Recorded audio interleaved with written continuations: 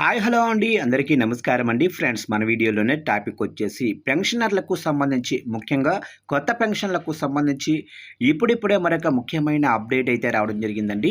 అయితే ఇందుకు సంబంధించిన పూర్తి వివరాలు అయితే మన వీడియోలో తెలుసుకుందామండి. అంటే కొత్త పెన్షన్లకు సంబంధించి రాష్ట్ర ప్రభుత్వం ఏం చెప్తుంది ఏంటనేది క్లారిటీగా తెలుసుకుందామండి. వీడియో మాత్రం పూర్తి వరకు చూడండి ఫ్రెండ్స్, అప్పుడే మనకి పూర్తి సమాచారం అయితే తెలుస్తుంది. ఇక లేట్ చేయకుండా టాపిక్లోకి వెళ్ళిపోదాము. ఇక జూన్ 12 నుంచి వితంతువులకు కొత్త పెన్షన్లు. ఇక ఏపీలో కూటమి ప్రభుత్వానికి 2 ఏళ్లు పూర్తవుతున్న సందర్భంగా జూన్ 12 నుంచి వితంతువులకు కొత్త పెన్షన్లు మంజూరు చేస్తామని మంత్రి అచ్చెన్నాయుడు వెల్లడించారు. ఇక త్వరలోనే ఆన్లైన్లో నమోదు చేసుకునే ఛాన్స్ కల్పిస్తామని తెలిపారు. శ్రీకాకుళం నిమడాలో మాట్లాడుతూ అర్హులందరికీ ప్రభుత్వ పథకాలు అందిస్తాము. సబ్సిడీపై వ్యవసాయ యంత్రీకరణ పరికరాల కోసం ఆన్లైన్లో వివరాలు నమోదు చేసుకోవాలి అని సూచించారు.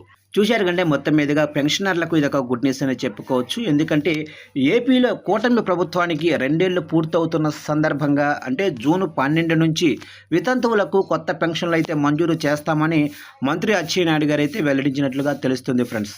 ఇక త్వరలోనే ఆన్లైన్లో కూడా ఈ నమోదు ఏదైతే పెన్షన్లు నమోదు చేసుకునే ఛాన్స్ కల్పిస్తామని తెలిపారు.